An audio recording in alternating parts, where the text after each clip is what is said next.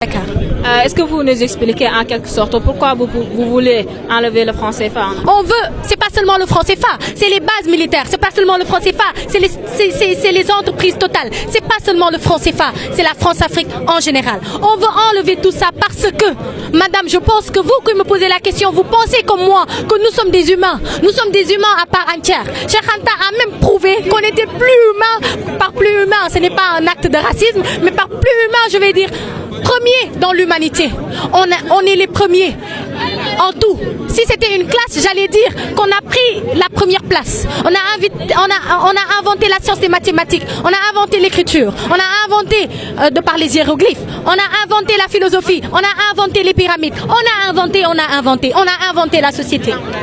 On a inventé tout ce dont l'homme avait besoin pour évoluer.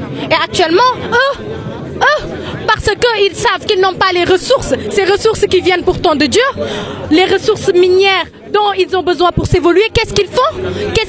Ils viennent nous retirer ce qui nous revient de droit. Ce qu'on ne peut pas accepter. On ne peut pas continuer à accepter d'être colonisé. Nos ancêtres n'avaient pas le droit à la parole.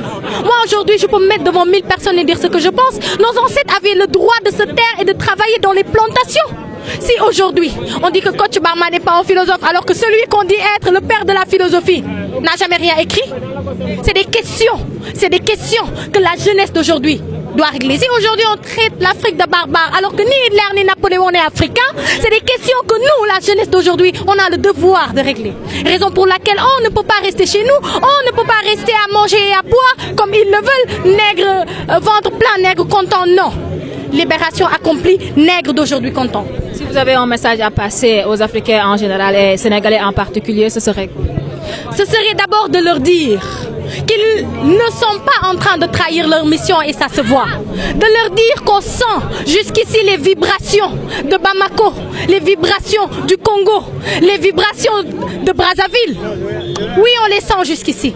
De leur dire que cette terre-mère-là, pour laquelle ils se battent, en vaut la peine. Parce que cette terre-mère-là nous a donné là où habiter. Cette terre-mère-là ne nous a pas seulement donné le droit à la vie, mais a donné à toute l'humanité ce droit-là d'exister.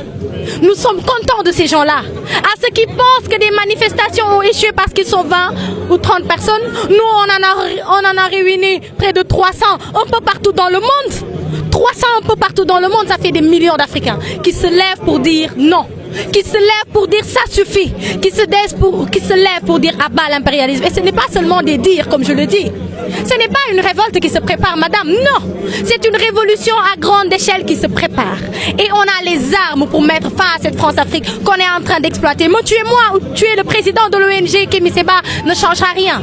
Parce qu'on a créé une jeunesse, vous avez vu ici des gens de tout âge, qui vont et qui sont en train de relever ce défi, qui est la libération de notre peuple. Ndeye Nogué Babel Sos. Merci. Ndeye Nogué Babel.